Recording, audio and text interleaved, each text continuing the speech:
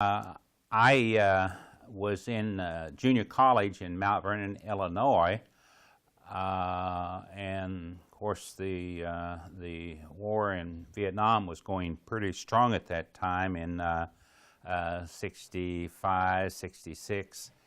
And I was a full-time student, so therefore I was exempt from the draft. But I had a class that I didn't really care for, one single class, and so in fact I think it was psychology, and so I dropped that class. And as a result of dropping that class, I fell a half a credit under a full-time student. And it didn't take any time for me to hear from my local agent that I was going to be drafted. So that's kind of how that all started. After finding out that was happening, I got married 30 days before going overseas, or before shipping out to service. We were told together at the square in Mount Vernon, Illinois, and a bus would pick us up. And when we did that, they loaded us up on a bus and they took us to St. Louis, Missouri, where we were inducted into the Army. It was a typical induction, several, I don't know, 100, 125 guys all at the same time from all of the surrounding area. And after our induction, they put us on a bus and shipped us to Fort Leonard Wood in Missouri, southern Missouri. And that is where I had my basic training. Basic training was fairly easy because I had played basketball and been pretty active in my high school years, and so it wasn't too difficult for me.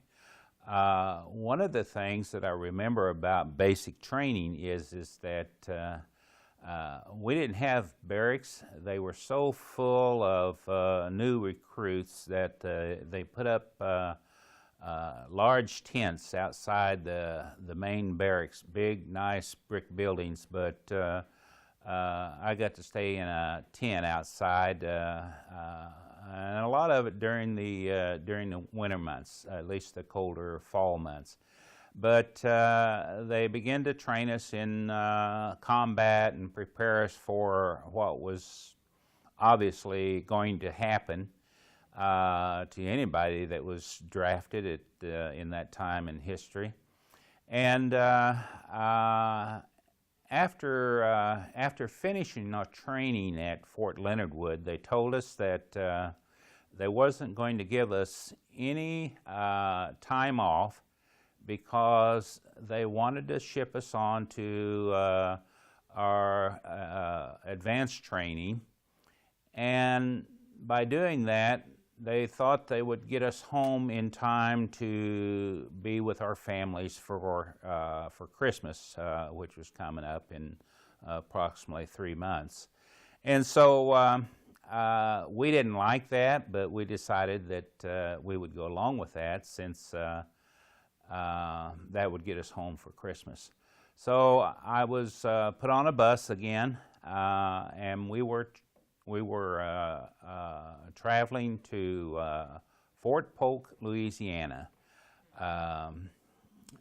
Quite a place was Fort Polk. It was very humid. The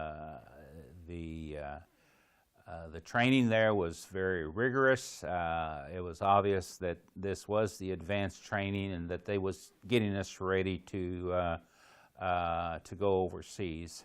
So we hung in there and got the training, and came time to finally get our orders. We were all of us that went down there were really excited about getting to go home and be at home for Christmas. And we got our orders, and we had a few days off. But about a week, probably someplace around the 15th or so of December, we was to report back to duty.